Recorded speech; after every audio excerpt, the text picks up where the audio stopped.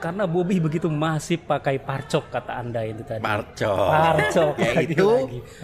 Partai Coklat. oh, oke. Tapi kebahagiaan saya dengan pidato presiden itu luntur hanya dalam waktu 3 hari.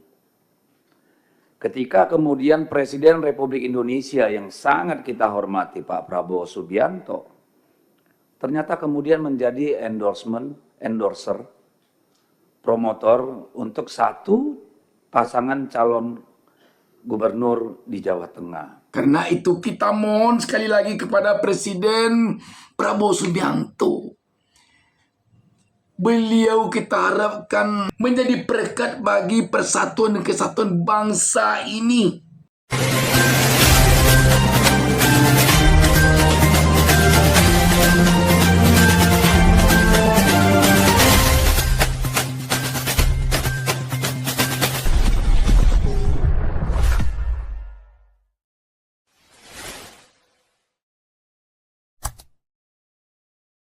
Assalamualaikum warahmatullahi wabarakatuh. Sahabat BN, pilkada kali ini membuat kita merasa ngeri. Kita merasa takut. Kita khawatir kalau nanti pilkada ini tetap berjalan dengan cara-cara yang mempergunakan institusi negara, apalagi jika Presiden kita, Presiden Prabowo, tampak oleh rakyat, terutama oleh rakyat yang benar-benar berada pada pihak-pihak yang berkontestasi di dalam pilkada ini, baik pilkada provinsi maupun pilkada kabupaten kota, yang kita khawatirkan nanti terjadi bentrok di akar rumput. Kalau bentrok antar pendukung yang adalah rakyat biasa, ini walaupun kita takut, ngeri, tetapi ini mungkin agak masih dapat dengan mudah diselesaikan oleh pihak berwajib, oleh pihak keamanan, oleh unsur-unsur tokoh masyarakat, oleh berbagai elemen masyarakat untuk menyelesaikannya, untuk mendamaikannya. Tetapi yang paling kita takutkan sekarang ini, sahabat BN, jika sempat yang memegang senjata, yang bentrok di lapangan, yang bentrok di akar rumput, gara-gara dia berpihak kepada kontestan-kontestan politik pilkada atau paslon-paslon pilkada. Ini yang kita takutkan, sahabat BN. Suatu contoh, sekarang ini katakanlah di Jawa Tengah dan di Sumatera Utara. Di Jawa Tengah itu paslon yang dua pasang itu, yang nomor urut 1 calon gubernurnya dari TNI Purnawirawan, mantan Panglima TNI Jenderal Bintang 4 Andika Perkasa. Yang nomor urut 2-nya Komjen Komisaris Jenderal Polisi Purnawirawan, mantan Kapolda Jawa Tengah Bintang 3 jenderalnya. 1 TNI, 1 polisi. Demikian juga di Sumatera Utara. Di Sumatera Utara, kalau kita tidak keliru juga 2 pasang calon. Calon gubernurnya ada TNI, jenderal juga dari pasukan elit, mantan Pangkostrat Jenderal Bintang 3, Letnan Jenderal TNI Purnawirawan Edi Rahmayadi. Dan satu lagi, Bobi Nasution, mantan wali kota Medan. Edi Rahmayadi kita tahu dari partai PDIP, yang notabene sekarang partai yang masih berada di luar kekuasaan. Sedangkan Bobi Nasution itu didukung oleh partai-partai yang ada di dalam kekuasaan. Kita tahu Bobi Nasution ini menantunya mantan presiden atau presiden ke-7 Joko Widodo. Joko Widodo mantan presiden yang adalah berkelindan dengan Presiden Prabowo. Kita tahu Presiden Prabowo ini sebagai presiden sekarang dia adalah panglima tertinggi Angkatan Bersenjata Negara Republik Indonesia. Dia memiliki TNI, dia memiliki Polri, sama-sama orang bersenjata. Yang kita ngerikan untuk Jawa Tengah dan Sumatera Utara ini, kalau nanti terjadi saling mendukung yang dilakukan oleh institusi negara pemegang senjata ini. Suatu contoh, kalau misalnya di Jawa Tengah, karena paslon nomor urut 2, Lukti itu mantan Kapolda, Komjen, dia nanti didukung oleh Polri, atau katakanlah anggota Polri, sebut jugalah oknum Polri, contohnya. Dan di satu sisi, Andika Perkasa, karena dia TNI, kalau nanti dia didukung pula oleh TNI, sebutlah nanti anggota TNI, sebutlah nanti oknum TNI. Demikian pula di Sumatera Utara. Kalau nanti Edi Rahmayadi didukung pula oleh TNI yang kita sebutkan tadi, dan Bobi Nasution katakanlah didukung oleh Polri. Kalau itu yang terjadi nanti di lapangan, yang kita takutkan terjadi tembak-tembakan. Yang lebih kita takutkan lagi nanti, jangan-jangan ini menjadi nanti bunga-bunga perang saudara. Ini yang paling kita takutkan. Apalagi rakyat sekarang sudah tahu Presiden Prabowo Subianto baru saja heboh di publik.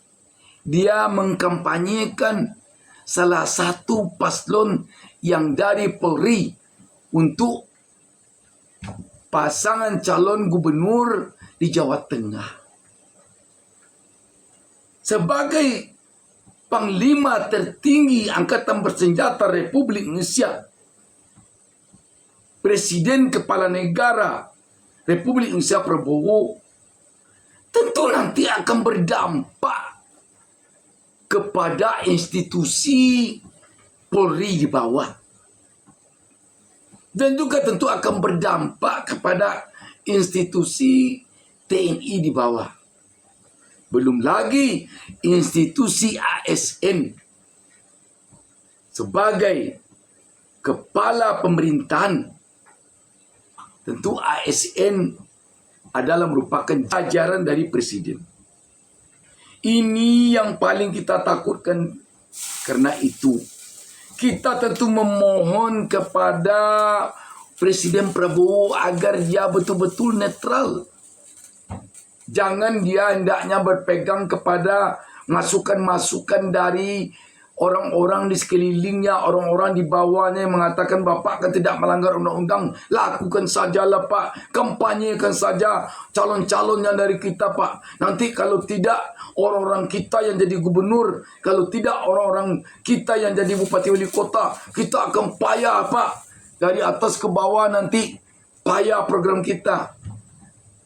Mengapa harus payah? Karena dari pengalaman selama ini tidak ada payahnya. Sudah banyak presiden mulai dari, sebut sajalah mulai dari SBY yang pemilihan langsung, yang gubernur, bupati, wali kotanya dari berbagai partai. Tidak ada persoalan sebab undang-undang otonomi daerah itu telah ada mengatur. Jadi tentu kita mohon kepada Presiden Prabowo agar jangan dia beralasan untuk mempercepat pembangunan. Harus dari pusat sampai ke desa. Orang dia semua, dari partai dia semua, dari kolega dia semua. Jangan hendaknya. Kalau itu yang dilakukan, nanti undang-undang otonomi daerah bisa tidak berlaku. Bisa tidak berlaku. Yang akan berlaku nanti adalah sentralistik ke bawah. Dan pengalaman sentralistik itu telah kita rasakan, telah kita buktikan buruknya di era Orde Baru. Karena menimbulkan otoriter, menimbulkan diktator bagi penguasa. Sahabat BN, kita lihat tayangan ini. Apakah ada indikasi ke arah yang kita sebutkan tadi? Yaitu kalau di Pilpres itu kan ada tekanan terhadap kepala desa. Kepala desa. Nah, sekarang gimana? Sekarang terjadi lagi Oke. tekanan kepala desa. Gimana ceritanya? Nah, gue juga waktu di Jawa Tengah itu ketemu 4 kepala desa dari daerah yang berbeda ya. Nah, itu mereka cerita, mereka juga dipanggil. Ini jauh-jauh sebelum di Agustus, di Juli sama Agustus prosesnya. Jadi ini sudah lama ya persiapan untuk untuk penggalangan pemenangan Lutfi. Jadi mereka dipanggil, dapat surat. Pemeriksaan adalah klarifikasi, bahasanya klarifikasi begitu, klarifikasi anggaran segala macam. Nah di sana ditanya-tanya tuh APBDes ini untuk apa segala macam. Nah, ini ya jadi anggaran dana desa itu ya Dana yang desa. lagi-lagi dipersoalkan. Dana desa dan bantuan keuangan pemerintah provinsi Prabowo baru itu. Nah ada satu kepala desa cerita setelah dia intinya rapih lah klaimnya dia adalah pembukanya rapih segala macam, tapi belakangan dia dipanggil lagi yang kedua. Yang kedua ini lebih unik, dia diminta oleh polisi itu untuk menyerahkan atau klarifikasi APBDes di 2020 sampai 2023. Jadi 3 tahun langsung tuh, Pram. Tuh. Dia cerita, "Mas, aku ini ngeprint banyak banget tuh pembukuan atau itulah ya kertas-kertas sampai dibawa 1 losbak," dia bilang gitu, dibawa ke kantor polisi. Oh. Jadi banyak ditanya-tanya segala macam. Yang intinya adalah ada pesan untuk kenapa tidak mendukung Lutfi. Oh, dia kepala desa ini mengaku diminta oleh polisi untuk mendukung Lutfi. Betul. Oh, Betul. Wow. Dan pemeriksaan kepala desa ini juga membuat satu institusi lainnya marah. Karena ada berkaitan dengan pekerjaan di institusi lain. Oh, institusi lain mana itu? Janganlah, nanti aja pas ngopi-ngopi aja itu. Oke, jadi pelanggarannya ada 2 dong berarti di sini ya. Satu adalah polisi yang menggunakan kewenangannya untuk menekan kepala desa. Betul. Yang kedua adalah mereka mendorong kepala desa untuk berpolitik praktis. Betul. Oke. Baik. Dari satu sisi ada temuan lain, Pram.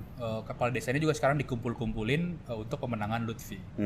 Tapi polanya berbeda. Misalkan kepala desa Pekalongan ya, tidak dikumpulkannya di Pekalongan, tapi di daerah lain. Oh. Itu untuk penyamarkan supaya tidak digerebek sama tim pemenangan di daerah itu. Oke, Jawa Tengah udah ya. Karena kita sudah mengundang Erwan, biar ada gunanya sedikit, mari kita bicara soal Sumatera Utara. Ya kan? Di Sumatera Utara ini bertarung menantu Jokowi dan juga jagoan dari PDIP, yaitu Bobi Nasution melawan Edi Rahmayadi. Ya. Gimana Wan ceritanya Wan? Siap Bang Edi. Sama-sama Edi sebetulnya ya. Di sana Edi Rahmayadi, di sini Pramono Edi.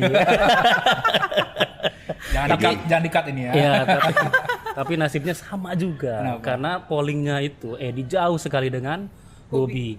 Terakhir kan Litbang Kompas ya menyebut bahwa Bobi itu 40%. Nah, sedangkan Edi itu ya sekitar 20%-an ya di sana. Jadi sangat jauh. Kenapa begitu jauh? Karena Bobi begitu masif pakai parcok kata Anda itu tadi. Parcok. Ya, lagi. itu Partai Coklat. Oh, oke. Senang saya. Oke, gimana cerita? Nah, jadi kami kan menurunkan reporter juga ke mana ke Sumatera Utara ya. Dia sudah seperti Husein ya ngobok-ngobok di sana, keliling ke beberapa tempat dan bertemu dengan banyak narasumber bukan hanya dari tim Edi tapi juga dari timnya Bobi. Jadi dari banyak narasumber itu Bobi ini menggunakan parcok tadi mengintimidasi lagi-lagi lewat Babin Kamtibnas. Jadi langsung Kamtibmas. Oh ya ini dia suka salah ini pelafalan ini Bang Edi. Sorry. Nah Babin Kamtibnas ini datang langsung ke mendatangi langsung tiap kepala desa dan lurah ya di Sumatera Utara. Misalnya ada di Serdang Bedagai. Jadi Babin Kamtibnas ini awal itu menanyakan soal program dana desa dan lain-lain. Lalu kemudian menanyakan data. Nah di ujung itu mereka meminta Babin Kamtibnas ini meminta agar kepala desa ini mendukung Bobi minimal 60% suara di desanya. Di desanya dari DPT-nya ya. Makanya dia meminta data DPT. Nah, kalau tidak DPT mendukung itu kan data terbuka, kenapa kemudian harus diminta lagi? Nah, pada akhirnya dia ingin lebih presisi seperti Poli kan. Harus presisi katanya. Erwan tembak sana tembak sini. Ayo Wan, terus Wan. Nah, dari situ kemudian dia meminta data, setelah itu kan dikumpulilah datanya oleh mereka kan, oleh Babin Kamtibnas ini. Kemudian dijanjikan bukan hanya meminta data, jadi menjanjikan. Jadi setiap orang yang memilih Bobi Surya itu mendapatkan uang tunai 25.000 dan sembako 25.000 per orang. Kecil sekali 25.000. 25.000 kali DPT-nya Sumatera Utara berapa? Hampir 10 juta kalau tidak salah. DPT Sumatera Utara. Ya kan besar juga. Jadi jangan dilihat 25.000 kecilnya, tapi intimidasinya juga ada di situ. Karena kalau tidak memilih Bobi Surya, nah, ancamannya lihat nanti katanya itu akan ada kasus lagi yang diungkap. Jadi polanya sama kayak di Jawa Tengah dan di tempat-tempat lain di mana menggunakan parcok tadi. Itu. Selain itu ada beberapa juga kades yang secara terbuka itu mendeklarasikan diri sebagai pendukung Bobi. Nah ini udah rame nih, viral nih videonya itu, video 36 detik, ada kades-kades yang berada di Kecamatan Sayur Matinggi, Tapanuli Selatan, itu mendeklarasikan dukungannya kepada Bobi. Kami coba konfirmasi dong ke Bawaslu, karena kan video ini sudah dilaporkan ke Bawaslu. Nah menurut Bawaslu, ini yang ajaib nih jawabannya, katanya itu membenarkan video itu, dukungan itu ya. Katanya bukan di Tapanuli Selatan, tapi di Mandailing Natal. Dilempar-lempar gitu loh. Nah ini kan aneh ya. Yang jelas-jelas kan di dalam video itu ada di Sayur Matinggi. Kami, kepala desa di Sayur Matinggi, mendukung Bobi kira-kira kayak gitu. Tapi ternyata dilempar oleh Bawaslu ini di Mandailing Natal. Nah ini yang temuan-temuan kami ya di di Sumatera Utara bahwa Bobi ini begitu kuat sama sekali karena bukan hanya menggunakan parcok tapi juga lewat instrumen lain, PJ Gubernur, PJ kepala daerah maksudnya itu juga mendukung Bobi. Masih seru ya berarti ya di Sumatera Utara ya, apalagi dengan berbagai isu tadi yang sudah disebutkan sama Erwan gitu, isu Blok Medan, terus juga keterlibatan parcok gitu kan. Tapi kemarin juga Andi cerita Pram, jadi mereka memapping daerah mana yang punya kepentingannya besar. Andi Wijayanto punya irisan paling tebal dengan Mulyono, Pak Jokowi begitu. Dulu 7 provinsi dan 7 provinsi dan 40 kabupaten kota. Perlahan berkurang dan mungkin sekitar 4 provinsi ya. Yang beririsan dengan dengan Jokowi gitu. Salah duanya adalah Jateng, Sumatera Utara dan termasuk Jawa Timur sendiri. Jawa Dan Timur Bali. mah. Eh, Oke. Lalu kalau tingkat kabupaten kota di Solo Raya termasuk Boyolali yang itu sangat kental PDIP-nya di situ, dan adiknya David mantan ajudannya David Jokowi Yunanto ya. itu maju sebagai calon bupati di Boyolali. Sahabat BN, ini benar-benar mengerikan ini sahabat BN. Mengerikan sekali. Kita ngeri mengingat kalau ini dibiarkan di negeri ini, apa nanti yang bakal terjadi? Kita ngeri sahabat BN. Mengingat apa yang bakal terjadi. Ini yang bermain sudah pemegang senjata. Sahabat Ben, sudah pemegang senjata. Ngeri sekali. Ini bukan pemegang parang. Ini bukan pemegang tombak. Ini bukan pemegang batu. Ini pemegang senjata. Sahabat Ben, bayangkan. Sekali lagi saya katakan ini ngeri. Ngeri. Dan cara-cara seperti ini tidak bisa dibenarkan di dalam negara demokrasi.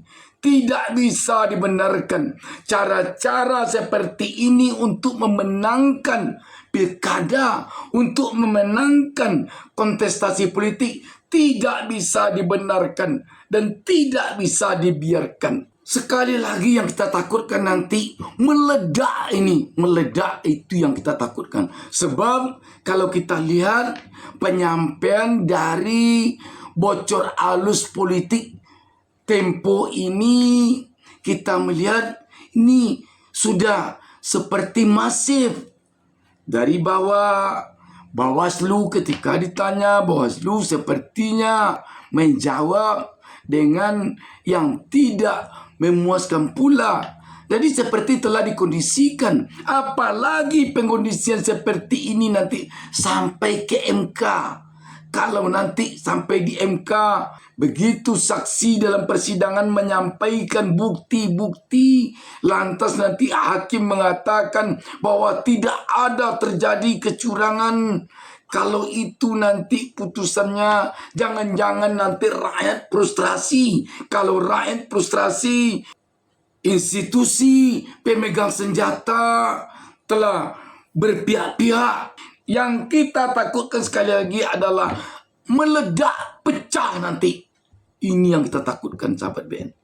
Dan ini sahabat BN tentu saja telah menjadi persoalan politik tingkat nasional. Mari kita saksikan tayangan berikut ini ketika anggota dewan dari fraksi PDIP bicara dalam rapat dengan pendapat dengan para PJ kepala daerah atau dengan para kepala daerah dalam rapat dengan pendapat DPR Komisi 2 dengan Mendagri ini.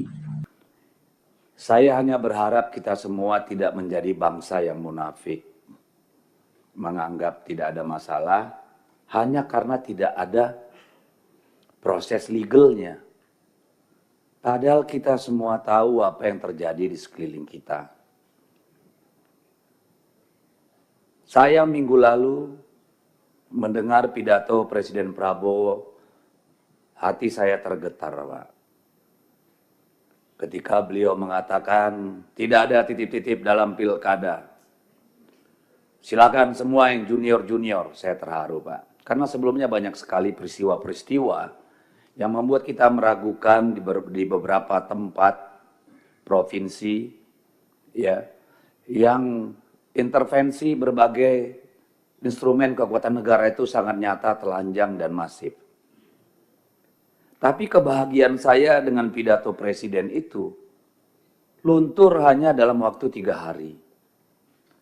Ketika kemudian Presiden Republik Indonesia yang sangat kita hormati Pak Prabowo Subianto ternyata kemudian menjadi endorser, promotor untuk satu pasangan calon gubernur di Jawa Tengah. Istana mengatakan tidak ada larangan presiden kampanye. Oh iya, betul. Tapi undang-undang kita mensyaratkan kalau mau kampanye, harus cuti. Jadi juru bicara istana ini nggak ngerti undang-undang. Nah, ini sahabat BN. Ini keras sekali pernyataan dari anggota fraksi PDIP Deddy Sitorus ini. Keras sekali ini. Dan ini jelas ini didengar oleh akar rumput. Ini jelas ini didengar oleh rakyat di Jawa Tengah, rakyat di Sumatera Utara, juga oleh rakyat di seluruh Indonesia. Sekarang ini sulit menutup-nutupi informasi. Eranya sekarang sudah memang era yang sangat terbuka. Era keterbukaan ini tidak ada yang bisa ditutup-tutupi, tidak ada yang bisa dipoles-poles, tidak ada yang bisa, sahabat BN. Karena itu kita mohon sekali lagi kepada Presiden Prabowo Subianto. Beliau kita harapkan menjadi perekat bagi persatuan dan kesatuan bangsa ini.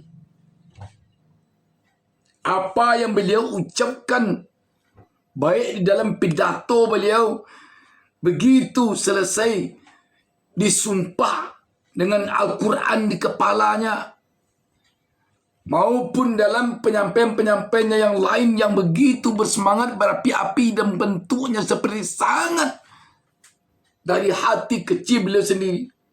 Benar-benar hendaknya ini menjadi komitmen dari seorang Presiden Prabowo. Demikian sahabat BN, wassalamualaikum warahmatullahi wabarakatuh.